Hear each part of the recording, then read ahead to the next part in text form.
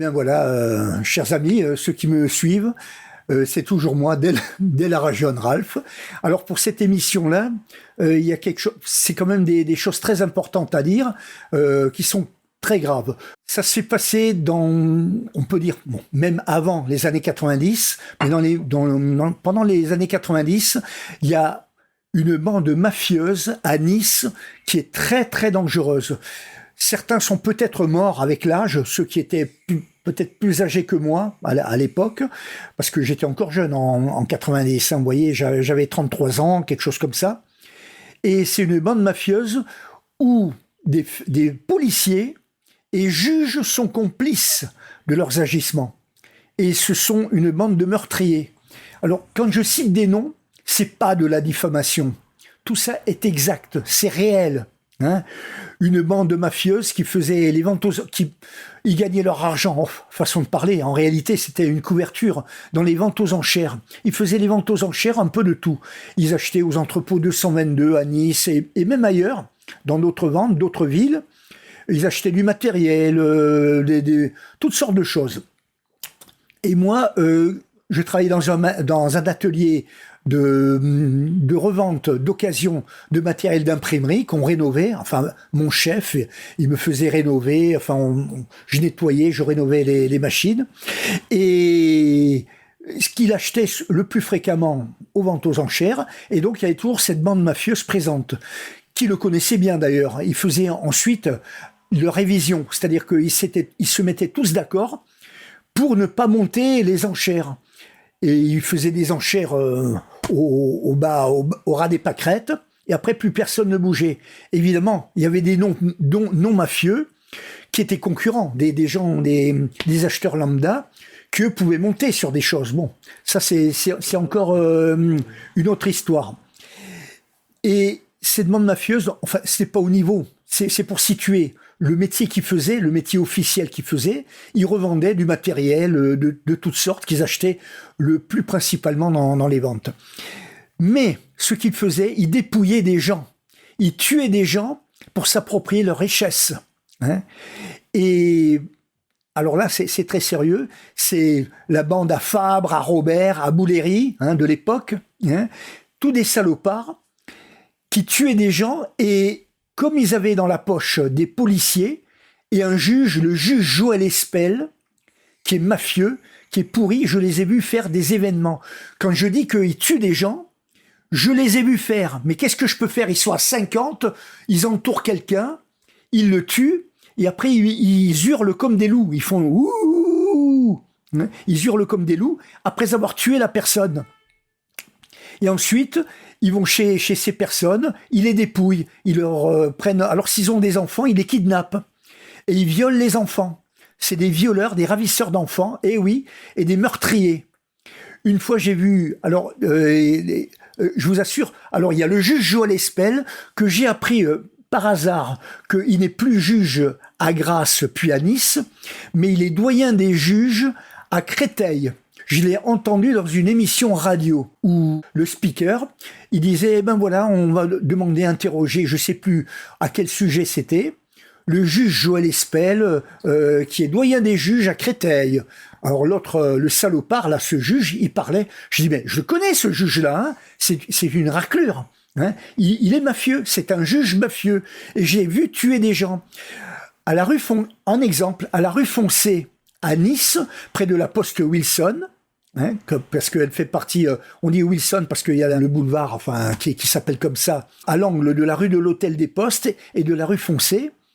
Il y a la poste Wilson. Un peu plus loin, il y a maintenant, les magasins ont changé depuis le temps, hein, mais il y avait un magasin d'antiquité. Il y avait un antiquaire qui avait des choses à dire sur le juge Joël Espel, qui le connaissait.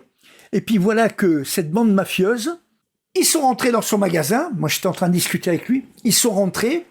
Ils l'ont kidnappé. Ils étaient à 50 contre 1. Et ils l'ont tué. Et il y avait le juge Joël Espel qui était complice. Ensuite, ce qu'ils font aussi, c'est qu'ils ne tuent pas tout de suite les gens aussi. Ils les kidnappent, ils les ficellent, ils les mettent dans des boîtes. Et à l'époque, il y avait l'incinérateur à l'Ariane, qui existe toujours. Le broyeur concasseur de l'incinérateur. Et l'entrée, à l'époque, dans les années 90, elle était libre et ouverte à tout public, à toute heure. C'est-à-dire qu'on pouvait y aller même à minuit, c'était ouvert. Maintenant, c'est plus surveillé. Bon, il y a des caméras, peut-être, enfin, ça a changé. Mais à l'époque, tout le monde pouvait y accéder. Et un jour, ils m'ont appelé, ils m'ont téléphoné, les mafieux. Ils m'ont dit, viens voir un incinérateur, il y a quelque chose. Alors, j'y vais sans méfiance, je suis allé voir. Et ils ont dit, voilà, c'est pour nous aider, pour nous aider. Alors, comme ils aidaient, plus ou moins ils aidaient mon chef là dans le matériel d'imprimerie pour pousser les machines, tout ça, et que lui de son côté, il me faisait aider ces monstres hein, quand ils achetaient eux du matériel. On dit voilà, il y a une boîte qu'on doit jeter, mais il faut nous aider, il faut venir. Alors bon, moi j'étais en plein de travail chez mon chef là, au truc d'imprimerie, à l'atelier. C'est pas un atelier d'imprimerie, il vend du matériel d'occasion d'imprimerie. Enfin, il vendait. Il est décédé depuis, le pauvre, hein, mon chef. Hein. Donc, j'y suis allé. Et d'un fourgon, eux, ils avaient, bon, les mafieux, ils avaient un fourgon. Ils ont même peut-être plusieurs, mais ils ont ouvert c'était, je me rappelle, un C35. Un C35, ils ouvrent les portes, ils tirent une grande caisse, comme ça. Et ils m'ont dit, voilà, aide-nous, il faut être à 4 pour la porter. Alors moi, je m'attendais pas à mal. J'ai dit, bon, si c'est juste ça, alors je soulève d'un côté, et puis on l'a jeté dans la cuve, la longue cuve du broyeur concasseur de l'incinérateur. Et après, l'incinérateur, il se ferme comme ça. Il y a des portes, des battants comme ça qui se referment. Et puis on entend un bruit, c'est le broyeur qui pousse les objets, enfin tout ce qu'on jette dans le broyeur, il le pousse vers une hélice. En bout, il y a une hélice comme ça qui tourne et qui broie. C'est ça le broyeur. Alors il y a un piston comme ça, et puis alors je voyais que ça broyait des choses parce qu'il y avait d'autres accessoires, du détritus qui était jeté dans le broyeur. Et puis tout d'un coup, des giclures du sang qui sortaient du sang. Il venait de tuer un gars à le broyer vivant dans le concasseur de l'incinérateur. Et je sais que il y a des flics complices. Alors, je les connais pas tous les noms, mais je sais. Hein. Je vais pas le dire dans cette émission, mais je peux vous dire que il y a le juge Joël Espel, que c'est un crapuleux meurtrier. Et maintenant, en France, on vit, surtout à l'heure actuelle, dans une période... Alors, des gens comme ça, ils sont protégés. Ils sont protégés par la loi. Dès l'instant où on a un juge dans la poche, où on a des flics dans la poche, on peut faire partie de la pire des bandes mafieuses, on est protégé. Et le grand public, qu'est-ce qu'il peut faire? Ils sont protégés par la loi, ces gens-là. C'est une grande mafia. Alors si demain, il y a une guerre contre la France, moi je suis pas contre les Français en général. Hein. Moi je suis pour les valeurs nationales, pour ceux qui sont patriotiques pour la France, tant mieux. Mais là, vous n'êtes plus patriotique pour la France. Vous ne pouvez être que patriotique pour le démon, pour Macron. Voilà, pour qui la France n'existe plus en tant que telle. Si par exemple Macron, il veut vous envoyer à la guerre, eh ben vous ne défendez pas les intérêts de la France. Parce que il parle Macron d'envoyer, de réquisitionner les gens pour aller faire la guerre au profit de l'Ukraine. Déjà, ce n'est pas la guerre de la France, ce n'est pas notre guerre. C'est un pays qui est totalement étranger, mais il soutient l'Ukraine parce que il veut que l'Union européenne gagne contre la Russie et s'emparer des richesses de la Russie. La vérité est là. C'est pour ça que Macron, il veut donner l'armement nucléaire, faire fabriquer des bombes nucléaires à toute l'Europe pour qu'il y ait beaucoup de bombes nucléaires. C'est ça qu'il a en vue, ce sataniste. Macron ne se cache pas d'être sataniste. C'est l'Union européenne, c'est l'OMS, une organisation mondiale soi-disant de la santé, mais qui, avec ses lois liberticides qu'ils font entre eux, c'est une organisation sataniste. Ils veulent s'approprier le monde. Et ça, c'est sous l'égide de l'Amérique, des Américains. Les Américains, ils veulent s'emparer, ils veulent devenir les maîtres du monde. Et donc, le vrai ennemi, ce n'est pas Poutine, c'est Satan. Et Satan, c'est le gouvernement français, la vérité. Et je dirais européen, parce que c'est l'Union européenne. Il obéit à l'Union européenne qui, elle, est sous la coupe des riches qui n'ont pas été élus, les Bill Gates, les von der Leyen qui gagnent 30 000 euros par mois, les Klaus Schwab, toutes ces raclures-là, moi j'ose le dire. Donc maintenant, avec un gouvernement sataniste, criminel à ce point, vous pouvez commettre des meurtres, des crimes, dès l'instant où vous avez des juges en poche et des policiers, vous n'avez aucun problème, vous ne pouvez pas avoir de problème. Par contre, si vous êtes un meurtrier individuel, que vous ne faites pas partie d'une force mafieuse, là vous avez des problèmes. Là, ça c'est certain que vous avez des problèmes, parce que vous ne faites pas partie d'une organisation criminelle. Mais dès l'instant où vous faites partie d'une organisation criminelle, qui est soudée, unie, à ce moment-là, avec bien sûr des hommes de loi en poche, eh ben, vous êtes intouchable, vous devenez intouchable. Je suis tombé sur un mafieux, un certain Drogoul Jean-Claude. Eh ben, le juge, moi j'ai porté plainte pour diffamation, hein, eh ben, le juge, suite à un accident qu'il a provoqué, d'une voiture qu'il avait volée, une Mercedes 300 diesel qu'il avait volée, parce que sur sa carte grise, c'était marqué que c'était une 240. Or, il avait fait mettre des fausses plaques d'immatriculation.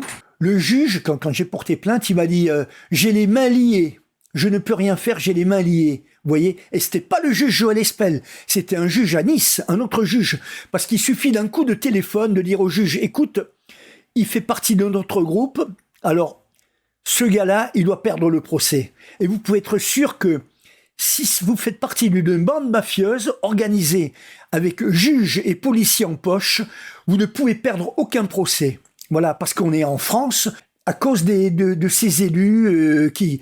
C'est tous des mafieux. Le monde est devenu mafieux. Moi, je suis contre ça. Si jamais vous êtes envoyé au front de l'Est, vous voyez, au front au profit des Ukrainiens, qui n'est pas notre guerre pour autant, hein, parce qu'ils réquisitionnent tout, c'est en projet tout ça. Réquisitionner les gens, les personnes, s'emparer de leur maison, réquisitionner les maisons, ils font ce qu'ils veulent, ils font la loi. Ces lois liberticides permettent au gouvernement sataniste de faire ce qu'il veut. Et les gens, les Français surtout, moutons obéissants comme ils sont, il suffit que le berger loup, il crie au loup, parce que c'en est un de loup, pour qu'aussitôt, les brebis, elles vont d'elles-mêmes à l'abattoir, elles vont d'elles-mêmes, en pensant se protéger, elles vont d'elles-mêmes aller justement pour se faire tondre. Mais d'abord, elles se font tondre, et après, elles se font égorger, les brebis. Elles vont au casse-pipe. C'est ça, l'abattoir. Ils vont eux-mêmes se faire tuer, en pensant être sauvés, en pensant être sous la protection de la ferme, en se disant, on va à la ferme, comme ça, on est protégé du loup. Mais le loup, c'est justement le berger, dans cette situation-là. Le gouvernement, c'est le berger loup. Et les Français, ce sont des moutons obéissants. Voilà. Alors, des informations que vous voyez sur BFM Télé, tout ça, c'est gouvernemental. Les présentateurs télé, ils sont sous la coupe du gouvernement, ils veulent pas perdre leur place. Donc, ils disent ce que le gouvernement leur fait dire, veut qu'ils disent. Donc, ils ne vont rien dire contre le gouvernement. Et c'est pour ça que le gouvernement voudrait interdire TikTok. De dire que, c'est chinois, on peut être observé par les Chinois, c'est des balivernes. C'est pas pour ça. C'est parce qu'il y a beaucoup de choses importantes qui sont justes et que le gouvernement ne veut pas qu'on sache.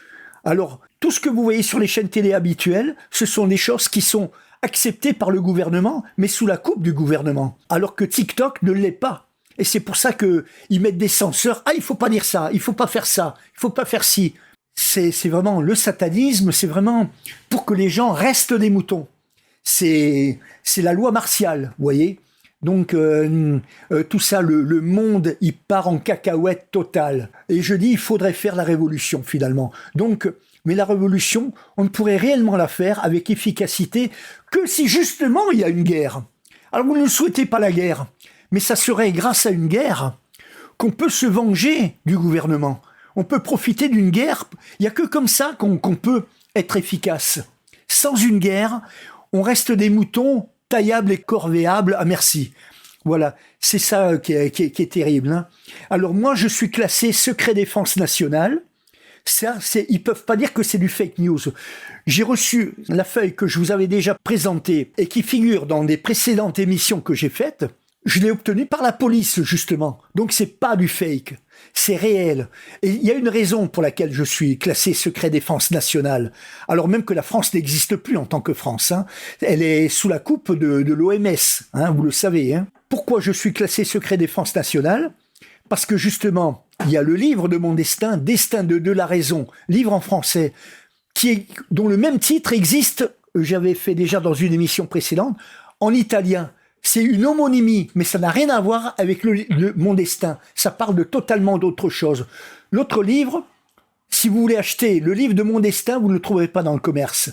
Et l'autre livre qui est vendu, qu'on peut trouver dans le commerce, puisque je l'ai trouvé en pensant tomber sur le vrai livre, eh ben, il est écrit en italien et il n'a rien à voir avec le destin de la raison, malgré qu'il possède le même titre. Le titre est identique, mais ça n'a rien à voir avec mon destin. Alors déjà, il y a le livre Destin de la raison que dissimule la princesse Stéphanie de Monaco, que dissimule aussi une femme très très riche qui me voulait, mais dont je n'ai pas voulu d'elle, et qui est mafieuse, qui fait partie de la bande mafieuse, justement. Et il y a aussi celle pour laquelle je me suis battu il y a très longtemps en arrière, à Mulhouse. Alors elle fait pas partie de la bande mafieuse, elle. Par contre, elle dissimule, elle aussi, le livre Destin de la raison. Et ceux qui dissimulent aussi le livre, qui a été fourni par mon ex-employeur, Denis Matin, que je faisais les livraisons des journaux, en sous-traitance. Ce livre, ce sont les extraterrestres que j'ai rencontrés hier, et oui, qui possèdent aussi un exemplaire de ce livre, qui leur a été fourni par Laurent, le chef de Transport Laurent, à Fréjus, avec qui je sous-traitais, pour les livrer les journaux Nice Matin. Vous voyez, donc c'est lui qui a fourni le livre de mon destin, un exemplaire du livre de mon destin. Il est allé à Hyères, il a rencontré lui-même les deux extraterrestres qui étaient toujours au même endroit, en faction. Hein. Il leur a fourni le livre et puis il est parti. Donc ces deux extraterrestres, eux aussi, ils ont le livre de mon destin. Ceux qui m'indiquent, qui me connaissaient d'avance, sur leur planète à eux, ils me demandaient ce que je savais faire. J'ai dit, parce qu'à l'époque, il y a un moment, avant de faire ce travail-là, de livrer les journaux, je faisais les pizzas en ambulant, à carrosse. J'ai dit, je sais faire les pizzas. Il me dit, alors vous êtes celui qui doit crever l'écran, faisant référence à leur vaisseau spatial. Alors que ça, je me sens incapable. Mais s'ils ont dit ça, c'est que c'était et c'est marqué dans le livre de mon destin. Mais ça, je le ferai jamais, tellement j'ai de la haine envers le livre de mon destin, tellement j'ai de la haine envers mon destin. Hein, voilà. Mais ça sera dans une autre émission dans laquelle je reviendrai. Alors j'ai dit des choses très importantes et comme quoi ces mafieux, ils s'enrichissent, ils se gavent parce que une fois ils m'ont dit tu veux pas être propriétaire d'une villa? Donc ça voulait dire quoi? Ça voulait dire que ils utilisent mon nom, ils me payent pour que je sois officiellement propriétaire, mais après eux ils vendent et puis ils magouillent, vous comprenez? Vous voyez, ils ont profité de mon ignorance. Je parle de la bande mafieuse, hein. Je parle de cette bande mafieuse en sous-nom. Vous voyez, ils dépouillent les gens, ils les dévalisent, ils s'approprient même de leur maison, et ils font des magouilles comme ça, et c'est comme ça qu'ils deviennent de plus en plus riches. Et ce que je dis, je vous garantis, je vous jure que c'est vrai. Mais on ne peut pas compter sur ce gouvernement pour rendre justice. D'ailleurs, les valeurs sont inversées. On vit dans une ère sataniste et les valeurs sont totalement inversées. Voilà, je vous remercie de m'avoir écouté et à la prochaine émission. Merci, au revoir.